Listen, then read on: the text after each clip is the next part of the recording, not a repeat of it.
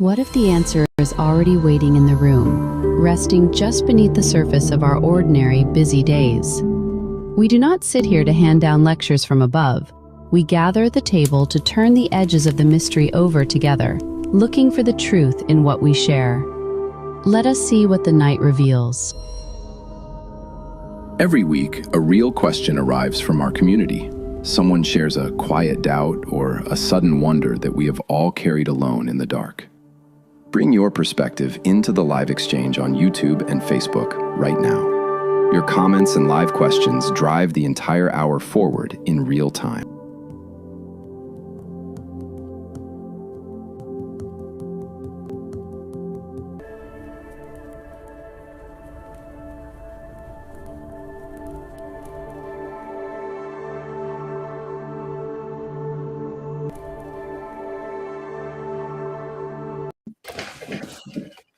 Hello. How you doing, everybody? Welcome to episode 5 of Dear Universe for August 17th. I'm Kevin the Medium. This lady beside me, other way, is Miss Angela from Awaken Your Soul's Journey. How you doing, hon? I'm doing great. Are you? Wow. Yeah. That was like over the top great. Yeah, like Tony the Tiger. Great. That's what I heard when you said it. I heard Tony going, I feel great. Should we ask why you're doing so great? I don't know. I just had my grandkids here. Yeah, that puts a smile on your face. And I was with my other grandkids all weekend, so. You got your grandkid Phil. I did. You did. We have our first comment is from John Doe, and he says, "Aloha." Oh, John Doe. We know who John Doe is, but we're not gonna spoil it. We're not gonna tell you who he is, but we will say happy birthday to you. Happy birthday to you. Hope you're having a great day, Mr. John Doe. You, Mr. I'm in hiding. Hello, Anita. As you're tuning in, please say hello. We like it when you guys say hello and let us know where you're tuning in from. Did I sound like I was way far away? Yes, you. I turned you up. Now I can turn you back down. How about now? Is that a much better? It's nice when you have your mic in front of you. It's amazing when I have the mic here rather than way over there. I was having technical difficulties. I had to move things out of the way. Mm-hmm. So, what are we going to talk about today, young lady? We're going to talk about soul contracts. Yeah. I'm just going to pull it up. Go ahead. You have the question. It's right on the screen. Why do we go to... No. Who do we go to ask what events and people are in our soul contract? How do we find out the events and people in our soul contract? Are we privy to this information? What a great question that opens up just a ton of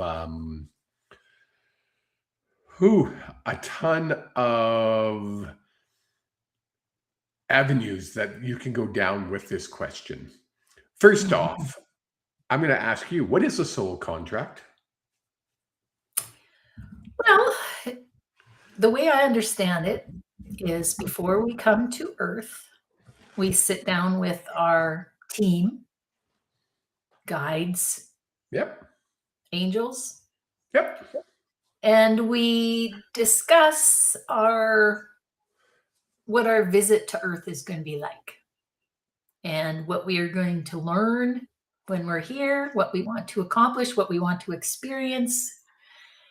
And then we sometimes need other people to be a part of this journey. So sometimes we want to experience things like have a particular, I'm going to say soulmate because that's going to get you all worked up. Soulmate, or maybe you want to experience, God forbid, grief or abuse, or maybe you want to experience being really abundant and what that's like. Maybe you want to experience hunger. I don't know. But anyway, we need other people to help us with this journey. So we make Yes. up a contract with them to carry it out. Well put. So a soul contract is an agreement with a member, with another soul that we're going to meet up in this lifetime, and you're going to fulfill your part of the contract, and I, in turn, will fulfill my side of the contract. Does that contract always, is it always made between two souls in the same group or family?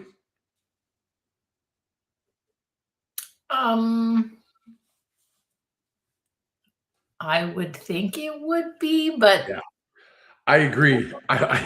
When I asked the question, I was like checking with my guides, and they're like, there is rare occasions where it's not, but for discussion purposes, as a rule, it is mostly members of our soul family, people that we are in contact with on the other side. I'm just looking at the chat. Anita says hello. Nancy says happy birthday to John Doe. Sheila says hi again. And Anita said sometimes hitting.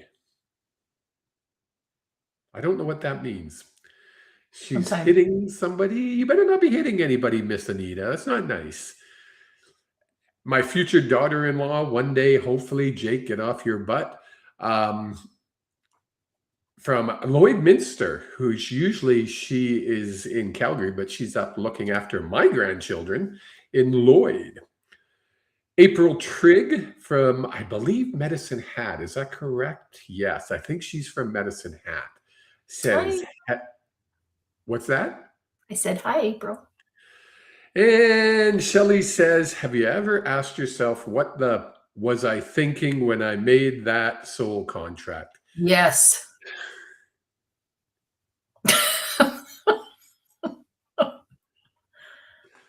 All the time. The other part of the question was, who do we go to ask what events or people are in our soul contract? There's really, you can go to a medium and ask a medium how many soul contracts you have, and because you don't just have one. Just remember, this isn't a one and done.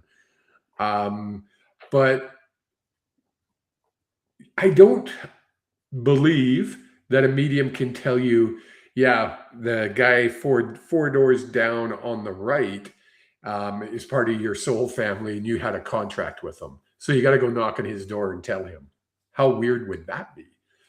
So no, I don't think we're privy to the information until what happens, Angela? Well, I think we're on a need to know basis. Yes. So it happens it's really common.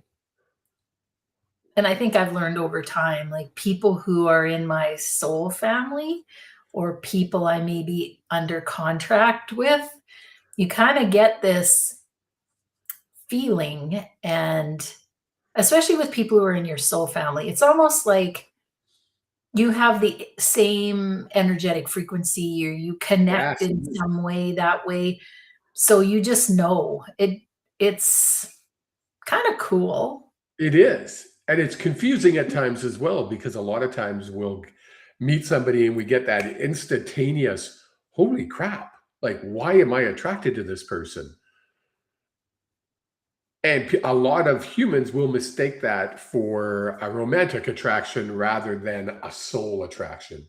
Because remember, that's a soul contract. So your souls are connecting and they're going, hey, how are you? Finally, we meet. They're excited. What are they As a doing? human brain, we have that filter. We don't know shit. Why? Because we don't need to know. Now, after you meet somebody from your soul family and you're in the midst of fulfilling a soul contract, can you and do you get that information? 1,000,000%. Especially we start asking our guides questions like, why? What am I doing this for? Like, this is painful. Like, this isn't just painful, but it's ridiculously painful. Why am I doing this? They will be honest. Well, because that's part of your soul contract. Have fun. See ya. And you'll be like, huh? What? Because you got to remember, as Angela said in the preamble there, not all soul contracts are about fun stuff. Sometimes they could be nasty, not good, painful even. It's interesting because the way I understand it, and it is kind of hard to understand why you would want to come down and do some of the stuff that, but your soul just wants an experience and they actually don't judge it as bad or good. Yes. It's like a human thing for us to judge that. And that's kind of hard. I mean, when you go through something like losing your spouse and somebody says to you, this is something that, you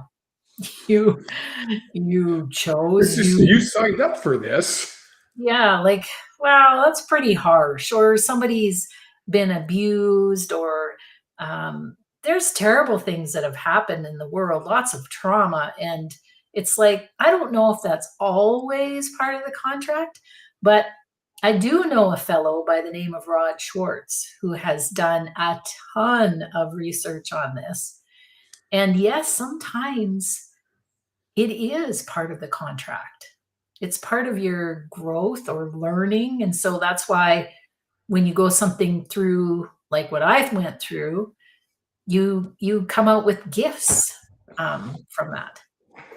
You come up with what? Gifts. Yes. Like, Yes.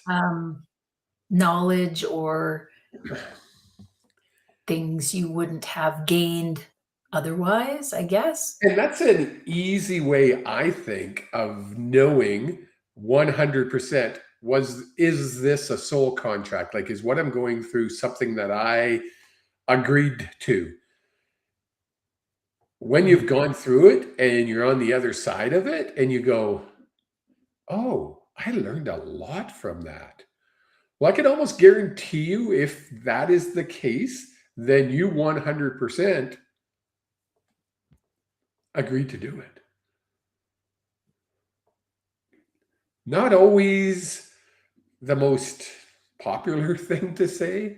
Can you imagine somebody who went through losing their husband and they come out on the other side and said, wow, I've gained gifts. That's what Angela just said. What I went through and I gained gifts. I'm one of the gifts, just so you know. Would I recommend? Well, this is going to come out bad now that you just said that. But anyways, would I recommend that journey of growth? No. No. But that's using your human brain. You wouldn't recommend. No, I would not. I'm sure if we could touch into your soul, that your soul would go, yep, that's exactly how it was supposed to go. Or, well, maybe it wasn't supposed to go exactly like that, but I sure did learn a lot. Yeah. Yeah. We're getting some good. Dwayne! Sorry, go ahead. At this, yeah. I know, I saw your eyes light up. Dwayne. Do you know who is Dwayne Pennell? Dwayne was one of Blaine's best friends. Oh, wow. He lived in Valmarie, and I got to know him when we were early on in our marriage, and when I lived, but he's been gone for a long time, so I don't get to see him or hear from him very often. So Well, he's in Rathdrum, Idaho. yeah, Very not cool. cool. Yeah. Good to meet you, Dwayne. I'm Kevin. I keep pointing the wrong way. Her other half. There Mhm. she is, over there somewhere. I can never point on these cameras. It's never going to work. We're getting some really cool Comments. If we go up to this one from Anita, yes to energetic frequency. Then you keep looking and staring, trying to figure it out. Awkward. Yes. How many times have we done that where it's been like, what the fuck? I know you. How do I know you? Like, come on. We didn't just meet. I know you from somewhere. How many people have ever done that? And they're like, people are looking at you like, we've never met before. You're weird. No, I really have. We've met. I know we have.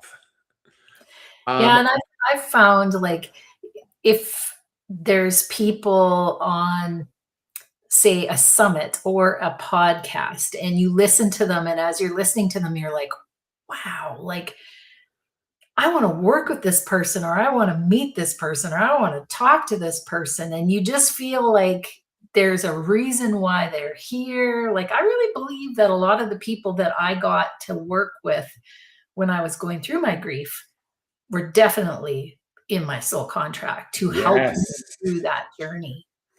I honestly believe a lot of my clients that come to me as a medium for my mediumship that's part of their soul contract. We agreed to meet at this specific time and day and to be able to help each other. I love this question. This is a gooder from Miss Alexis Snyder. Could my hurt simply be part of someone else's soul contract? Like I could be a vehicle for them. 100%. And that's those ones where you come through on the other side and you're still like, what the fudge? What just happened to me? That doesn't even make sense. So yes. Or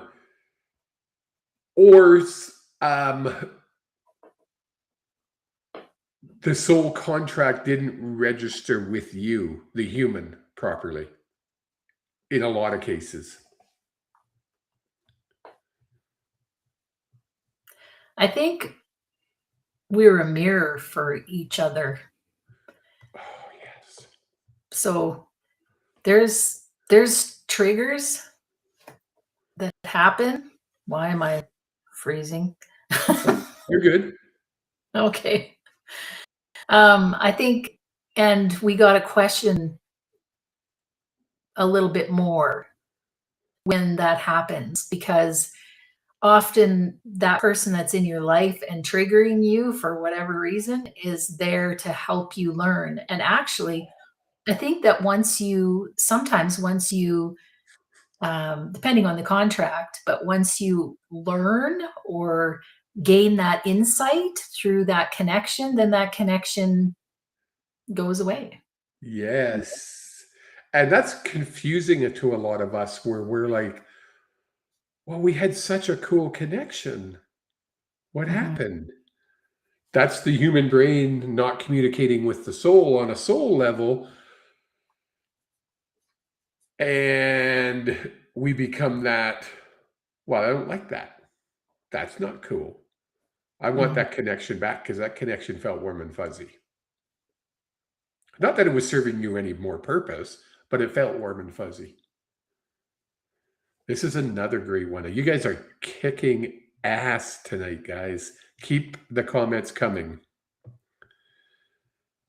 I feel one soul contract leads to another, almost like pieces of puzzle that we get for skills, resilience, etc. Yes. Anita, you nailed it. Quite often, one soul contract will lead to another, and you're right, you have to put the complete puzzle together. And unfortunately, sometimes some of those souls that you made a contract with took a different path that they thought they would when they first came. So you're missing that puzzle piece. And you'll never find that puzzle piece.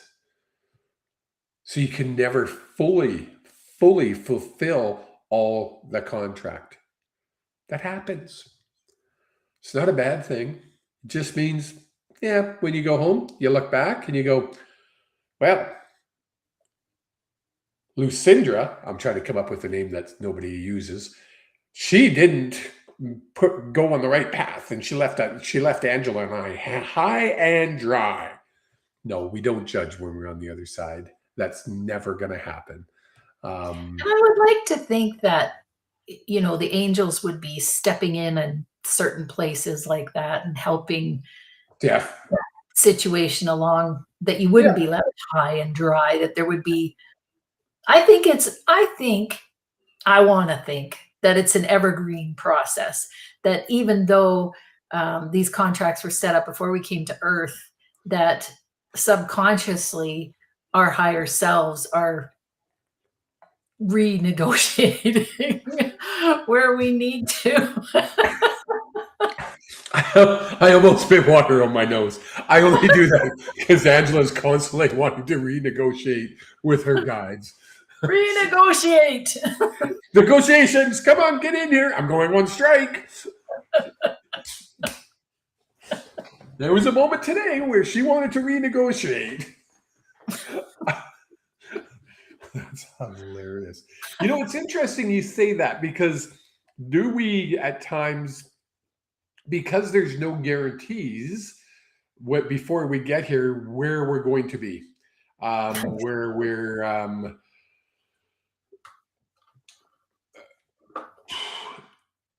there's so many, because we have that free will that we have here on Earth, we could end up on any path. We've talked about it. There's a million different paths we could take during our lives. And we will sometimes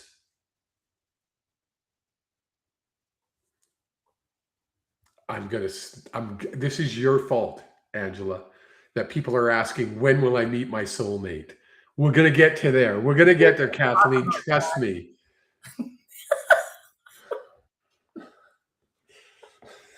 It's my trigger point, folks. It's my trigger point. You'll understand in a minute. Where was it? All right, a million different paths that we could go on.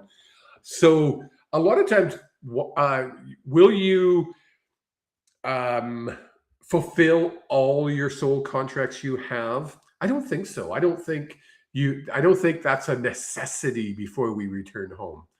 I think we can fulfill the ones that are on the path we're on. And then if we jump to another path, we set up other soul contracts on that path. And then we might jump back to this path so we can feel more on this path. And then so on. And you're jumping all over. Because that's what we do, folks. I mean, we change our paths. Like, we literally walk outside. You have a choice. You can go left or right. Sometimes I go left. Sometimes I go right. That's going to change. You were supposed to meet somebody when you went right and you went left. That's a change in your life's path. So I don't believe you have to fulfill every single soul contract. You know, I think that there's ones that are non-negotiable. And then there's ones that are 100%. Nice. 100%. There's some where it's like, we're going to meet in this lifetime, guaranteed 100%. Doesn't matter what,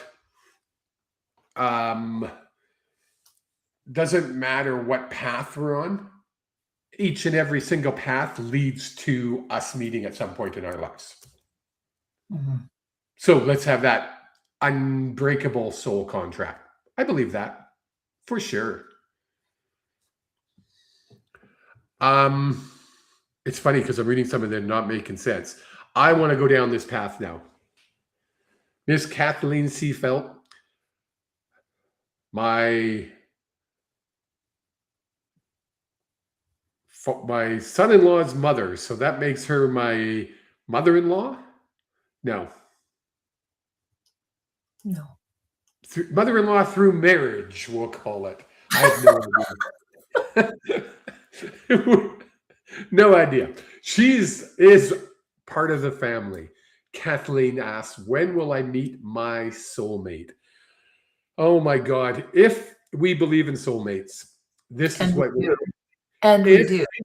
If big question mark, big IF, and it's in capital letters as big as a building, and you only have one, because you can't have a million soulmates, you can only have one. What are the chances you're going to meet that one soulmate when there's 8 billion people on Earth? 1 in 8 billion.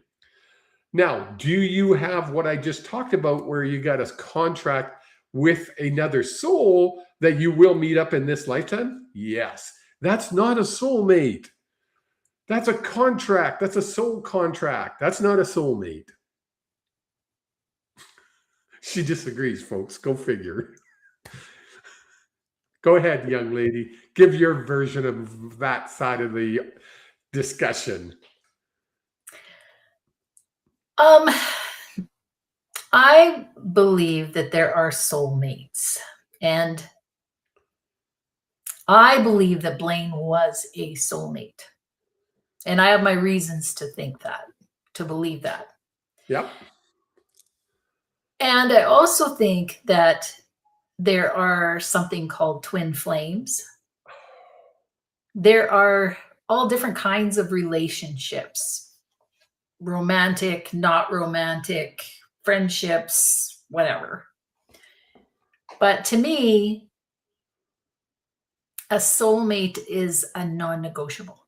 That's a person you're going to meet, and the universe is going to line that up.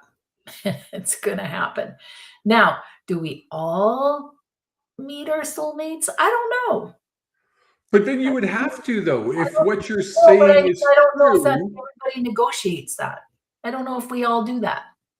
Oh, so you could have a soulmate that you're saying you could have a soulmate that's on a that might not be a non-negotiable contract. Or maybe you didn't plan to meet a soulmate in this lifetime. Maybe that's Thank not. you. Sometimes you weren't meant to. But I do think that soulmates, and I feel pretty strongly about this, are ones that so maybe in another lifetime, they were your son, they were your father, these are people that are close in your soul family. Like they're very close to you. So you do a lot of work with them over many lifetimes. That's just I don't disagree. I have so many of my clients. Where's my soulmate? Why haven't I met my soulmate? I need my soulmate. Well, I will give you some advice on that, though. Yes. If you would like to meet your soulmate, or if you would like to meet maybe we don't call it soulmate, your partner, your perfect relationship, the best thing to do is to learn to be with yourself and love being yourself. Practice being in that space where you absolutely adore and love just being with you. Like you are a really cool person to hang out with, and you can be all the things that you need for yourself. When you get into that frequency and you learn to love yourself in that way, that you don't really care one way or the other if you do meet anybody. I mean, I was in a space where I felt like it would be nice to have a companion, because you go out for dinner, you go travel together, you do all kinds of things that, it's fun to do it with somebody else. However, before I met Kevin, I remember vividly a day where I was in Chemainus all by myself, just the way it worked out. And I hung out in that town for a day, and I went in and out of stores. I walked a labyrinth. I was just like, this is so cool. Like, I can do whatever I want, whenever I want. I don't have to answer to anybody. I can choose to do this, stay in this store for 10 minutes, eat all the candy I want, whatever. And I had gotten into the space where I loved being me. I loved being on my own. I loved my own company. You're missing the words. You're missing the words. I loved myself. I loved myself. Yes. And that's so big that when you get to that point in life where you can just go, I'm okay. I'm enough. No matter what, I'm okay. I'm enough. I don't need somebody to fulfill me. I get this all the time. Well, I feel like unfulfilled. Well, somebody else shouldn't have to fulfill you. Angela doesn't fulfill me. I don't fulfill her. I hope not, because gosh dang. Whew, what a mess she would be if I was her fulfillment. We are in a spot in our life, and I think it has a lot to do with our ages as well, where we're just happy with ourselves. And so when we get together, now it's just pure bliss. And it's an enhancement. Yes. Yeah. I was actually discussing that with with my practitioner that I went to today. I go for Touch for Health. If you guys ever get the chance, my goodness, go for a Touch of Health healing. It is just beyond. Anyway, and we were talking about that and how if you're not happy, nobody can make you happy. If you're happy, somebody can make you happier, but somebody can't take you from being sad to being happy. It's an impossibility. Just because their presence, that doesn't happen. Oh, she's gone. We lost her, folks. I'm looking up because I have this cool saying, this cool quote. Yes, you do. It says, your life is enhanced when somebody is in it, yes, and not diminished when somebody isn't. Yes. Whew. That's profound stuff right there. Exactly. And if you are looking for a partner because you need something, like you need financial stability, or you need, I don't know, then you're in that sense of lack, right? If you're talking about manifesting and you're lacking something, then you're just going to bring more of that lack. So it's like, fill your own cup. And then when you're happy, that's when all this happens. Exactly. We had a question up here that I want to jump into. There's some really, really good questions. This one here from Nancy. Don't we choose our family before we go to Earth? So do we actually get to choose who our soul goes to? I'd like to think so. I think we have a say in it. I'm learning so much about this whole process before we come to Earth, that it's literally changing my whole, I'll say my whole belief system to a certain degree. But we definitely have a say. I don't think we get the final say, though. I think this is I want to say a group decision, but we have a council of, we'll call them elders for lack of a better word, that we work with in the astral realm. And when we're there, we can say, well, I think this would this family here will suit me very well because this is my plan. And they might agree with you, or they could go, well, you know what? Why don't you did that last time and it wasn't very good for you. So why don't we try this time? And it's not like they overrule you. I think it's a discussion amongst you, and you then come to an agreement. Does that make sense? Yep.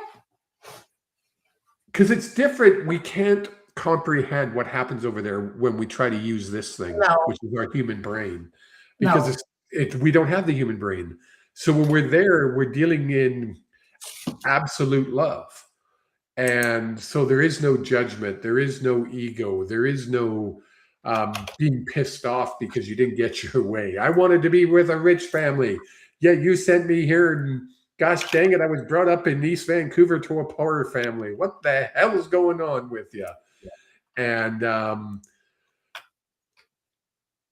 I think instead of that, I think we more or less have that discussion over there to see which would be best for us, if that makes sense. So kind of you do, but not always. Oh, I was like, what is host doing? You typed that. You typed that in. Oh, Angela, can you write that saying in your comments? Yes, yes, yes, yes. There's a good question back here. Yes, bring it up. Do you know how? Yep. How could a person learn to do this and also live with the hole left by a past spouse? Even without the thought of looking for a future partner, just you by yourself. Well, it's going to be a long-winded question, but it's a step-by-step thing. And it's all about self-love, not in the way that, we call about self-care, like make sure you have a bath, da, da, da, da, da. That's all good stuff, making sure you eat right, go to bed, do all that stuff. But it's like really sitting with your own intuition in your own quiet place and determining what you need. So what do I need in this moment? A cup of tea, whatever. And you practice fulfilling that need that's coming up. And there's a whole lot more to this. Like I can't answer that question all in one, but that's the $1 million question. It is, but it's a process. I will tell you, it is a process, and it is absolutely doable. And some of it is about listening to the emotions that are coming up and gathering the messages that are underneath of those and using that to help you move forward. And if you want to talk more about that, we can talk about that, but it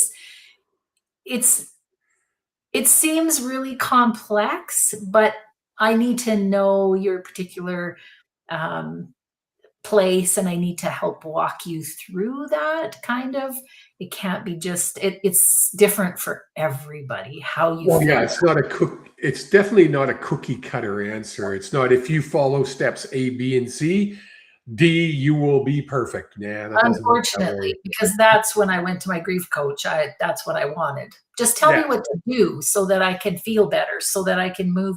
And it's like, no, I can't tell you that, but I can help walk you through the process and get you to that place. Exactly. That's the key. Yeah. There was something else in here. Anita, you're saying, I think it goes along with lessons and contracts, life lessons and contracts. What goes along with that? Can you elaborate on that? Where did I see it? I saw a really good one.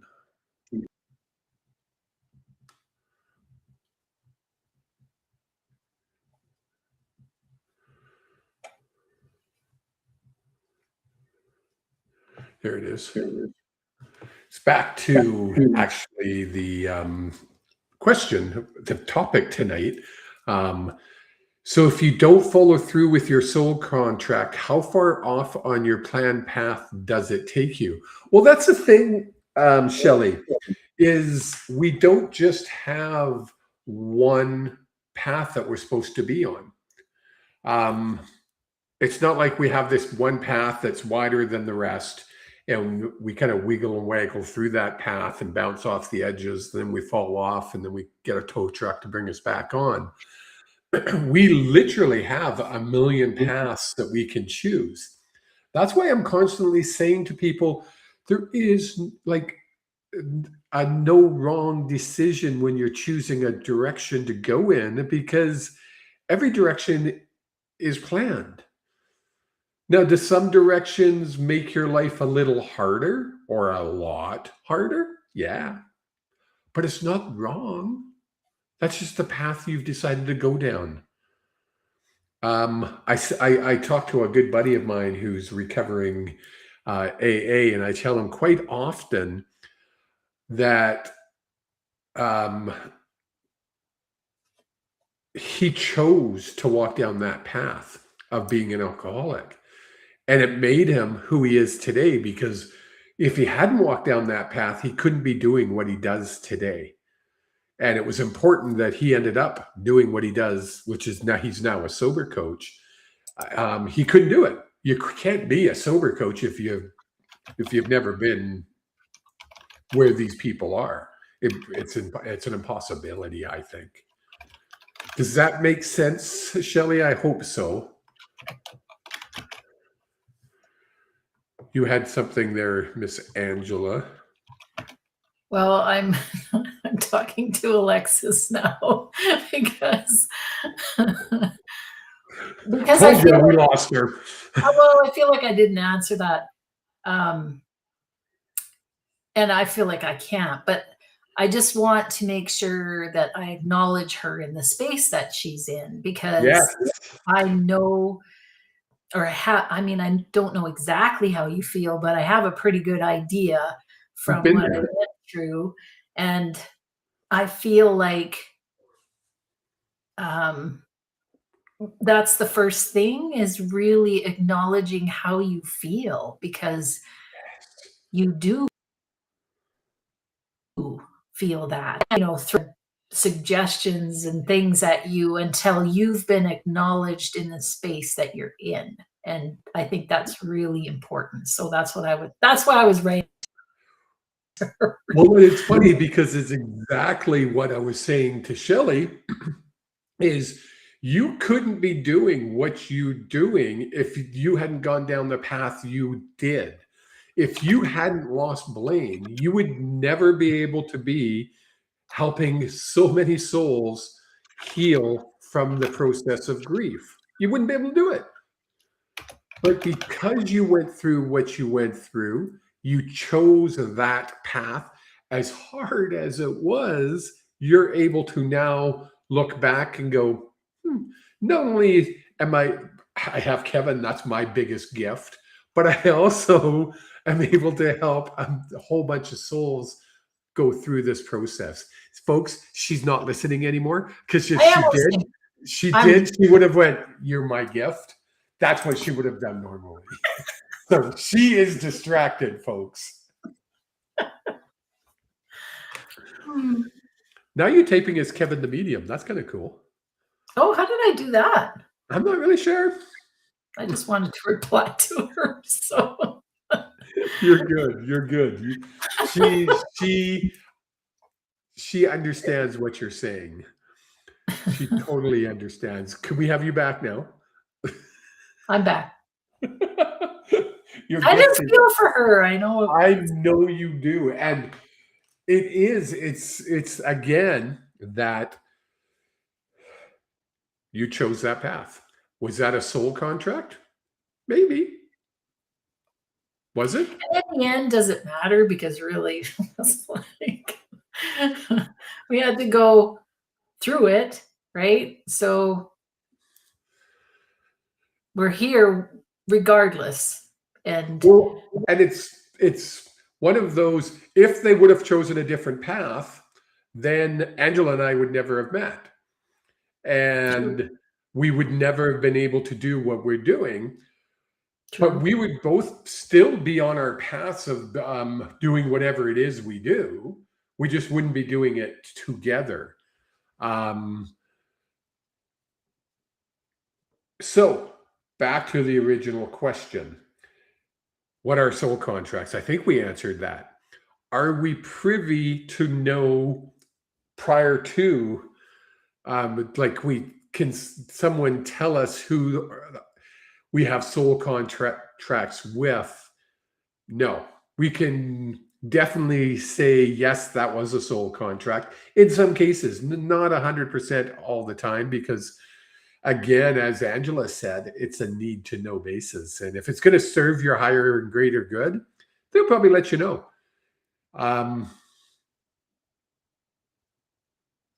Sometimes I get the question, well, there's so much questions around his passing. Can you answer why he passed or what happened? And the answer is, on a regular basis, how is that going to change anything? That's you don't need to know answer. Well, and also, I think what people are looking for there is, what we call closure. They just want to know, because the mind keeps asking the question, and it cycles around and around and around and around, and it's hard to put a cog in it. Yes. So they believe that if they knew that, it would stop the cycling. But unfortunately, the mind is pretty persistent. And if it wasn't cycling about that, it would be cycling about something else. Exactly. I was just going to say that. And also, I mean, you've been in situations with the universe or your guides where you're like, well, just tell me. Like, I just want to know, like, why can't you just spell it out? Like, make it simple freaking language that we all can understand, because then life would be way easier. And what do your guides do usually? Well, they kind of laugh. The whole point is that if you knew all the answers to the test, then why do you need to take the test? You don't. It's about the journey, not the destination, I guess. And so you 100%. 100%. There was more to this question. Yeah, I'm looking. This was the question. This somebody sent this question in. Who do we go to ask what events? That's what I wanted to touch on. Nobody. And that sounds really dumb. It sounds like a cop-out answer. My blind just moved on its own. It literally went all the way up. I hasn't done that in a long time. You got spooks in your room. I got spooks in my room again. Squirrel. Nobody can give you that answer because, as we discussed, it's not an answer that you're entitled to get. But also, even like if you want to know, did I have a soul contract with this person? Is that why we went through that? You don't need to come to a medium or a psychic or an energy healer to find that out. You can ask yourself. And when I say that, ask your soul. How do you connect with your soul? The same way you connect with your spirit guides. How do you connect with spirit guides? Well, it's not hard, folks. It really isn't. Just flip the switch and take Kevin's channeling course. I have finally set a channeling 101 course again, which I've been neglecting to do, but it's going to be September the 10th. My channeling course. It's a Thursday evening. We're going to keep it small again. So if you want to get in, head over to my Facebook page. You'll see the link there. or not my Facebook. Yeah, my Facebook page. You can see my link on the Facebook page. It's a great place to go. It's a just a 2-hour evening course, really easy. Because we have to learn for ourselves. April, that's a great comment because we really do. That's what we're here for, is to learn.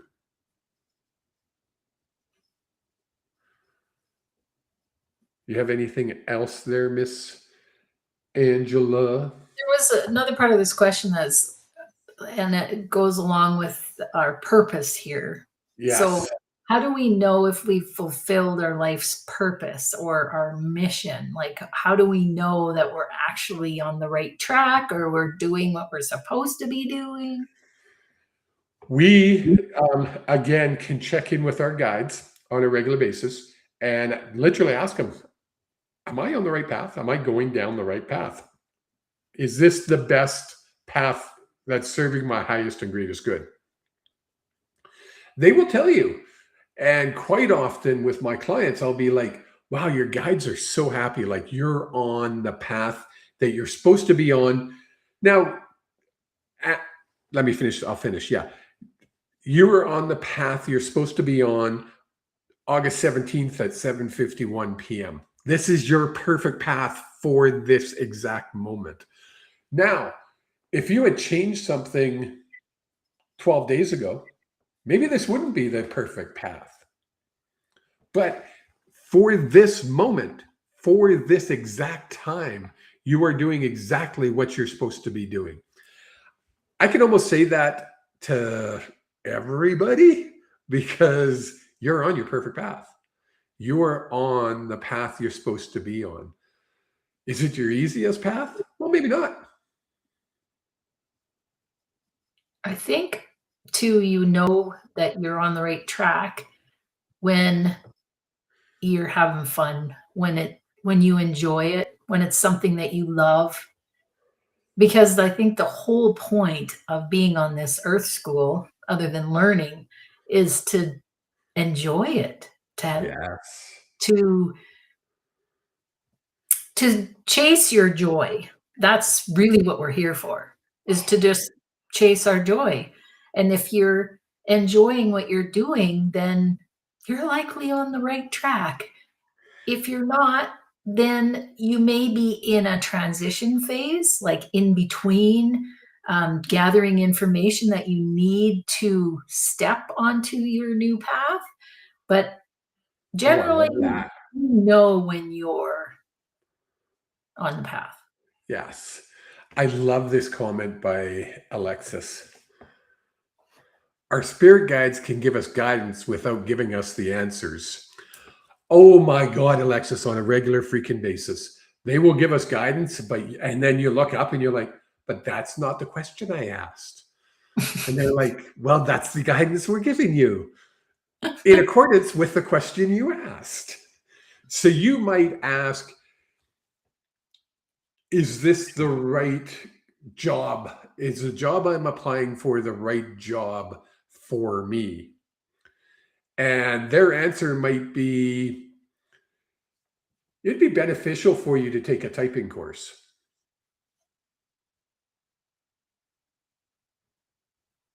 Well, that didn't answer my question, but it did give me guidance along the same path. And my guides were like, that's a horrible analogy, Kevin. I think you get the point, though.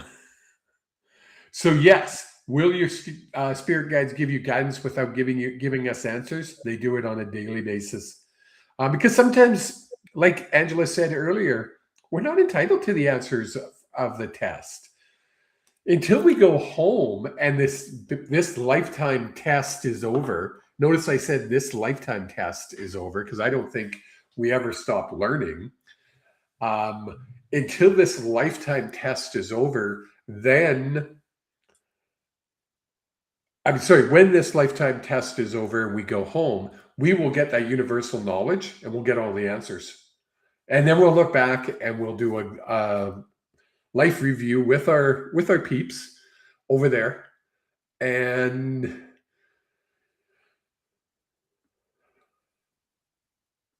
On to the next. Well, and it's not I was checking with my guides on how to word this. It's when we do a review, it's not a judgment at all. We're not judged on this life. We're not.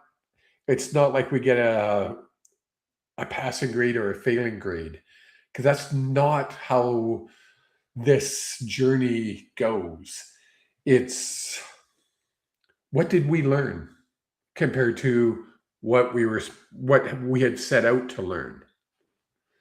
We all And what learning did we something. experience? What did we want to experience, and did we get to experience that? And what do we want to Yes. experience next? Perfect. That's better wording than me. What did we experience compared to what we wanted to experience? What experiences did we have? Angela is quite a big proponent of, we are here to experience. Well, experience what? Experience. Well, but we've got to experience something. We experience life.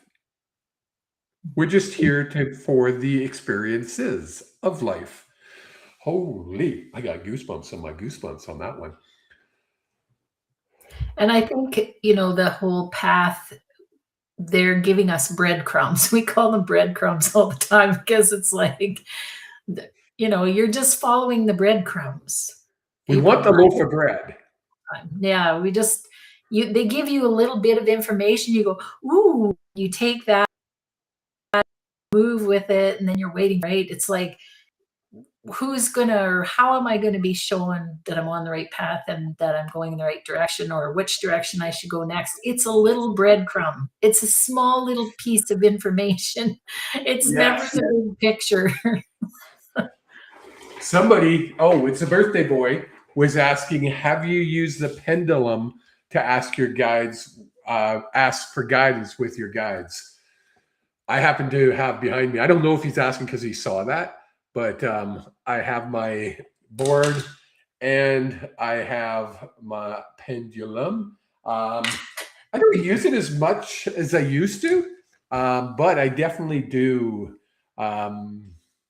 When I'm struggling with this, my brain, I'll resort to using it because it does help.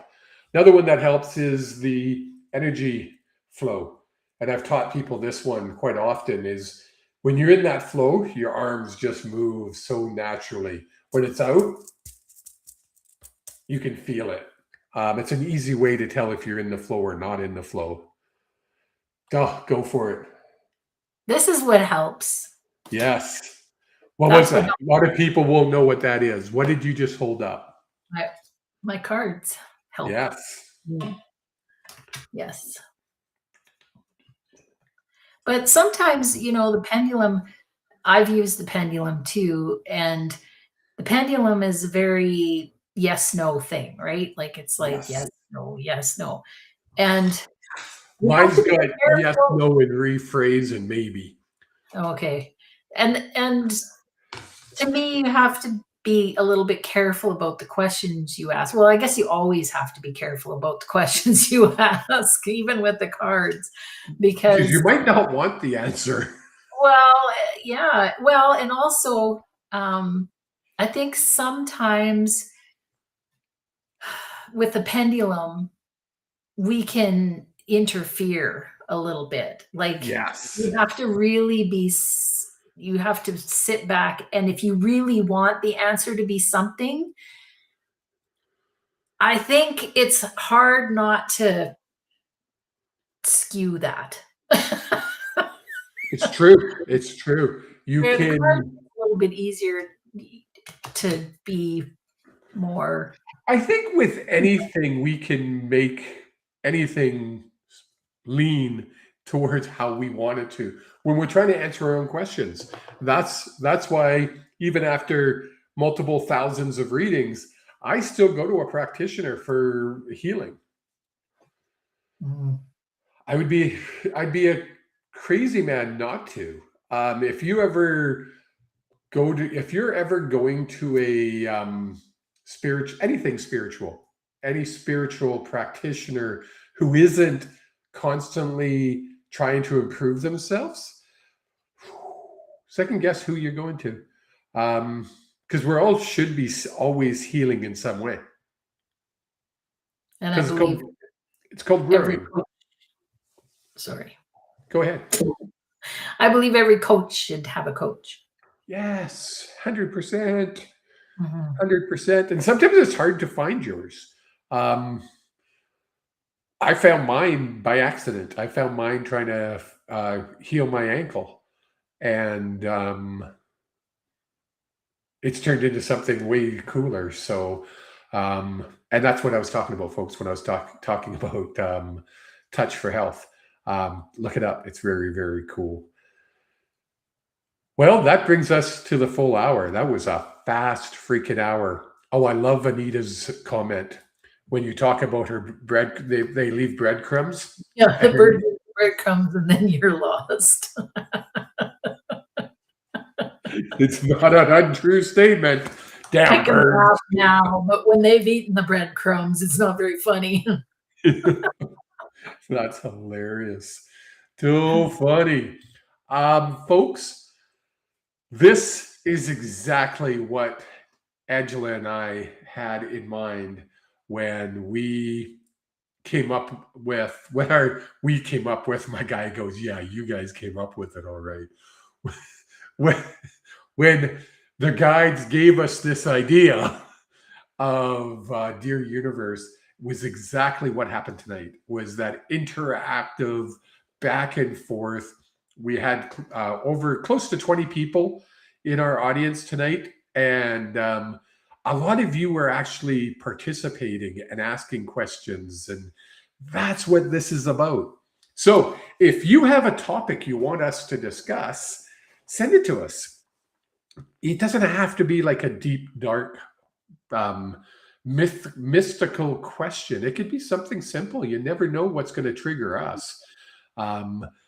Till then, trigger us.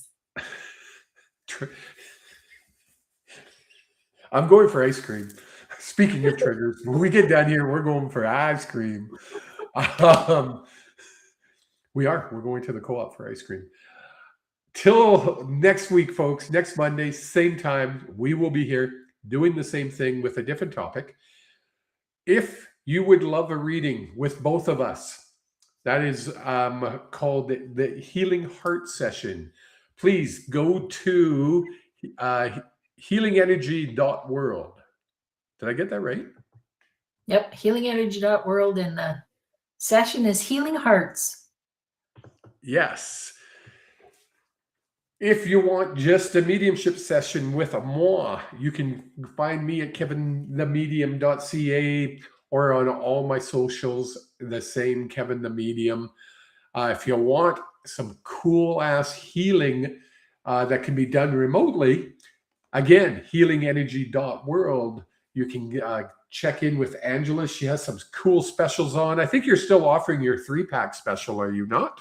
Yeah. Check it out, folks. 150. Say that again. 3 for 150. I encourage people to do the 3 because one, it can help, but if you want transformation, at least 3. Yeah. As I was always told, it took me 61 years to get to this mess. You ain't gonna fix it in 1 hour. And it's the truth. So don't think one session, if you go to someone and you really enjoyed it, but they didn't fix you. Well, they didn't do anything. I'm still messed up. Well, it took you 50 plus years to get messed up. Go back. Well, and also, I think there's something to be said about when you have that session, check with yourself and see how you feel when that session's over. If you feel better, then yes, book another one because it's only going to get better. Yes. And I hate it when they do this. So folks, she's talking to her guides. I can always tell when she talks to her guides. I rack my brain. Okay. The other thing is that I have a 30-minute free consultation. So if you ever just want to see what it would be like to work with me, but you don't want to commit money-wise, there's always that. Folks, you've been given all the opportunities. We can lead you to water. We can't force you to drink. September 10th is my channeling workshop. I grabbed my phone because I totally forget how much I'm charging for it. I want to say it's $50. It's a 2-hour session. We're going to keep it to under 20 people. And that way everybody gets more of a one-on-one at some point during that 2 hours. I basically teach people to do what I do. Is how do I connect with my guides, and how do I connect with your guides? Your guide connecting with somebody else's guides is a little bit more advanced, but connecting with your guides and also connecting with your soul, which we talked about tonight. So that's September 10th at 7 p.m. It's a Thursday night. Hope you can all join us or join me. That's a me thing. That's not a us thing. Till next Monday. Anything else, my love? Nope. See y'all.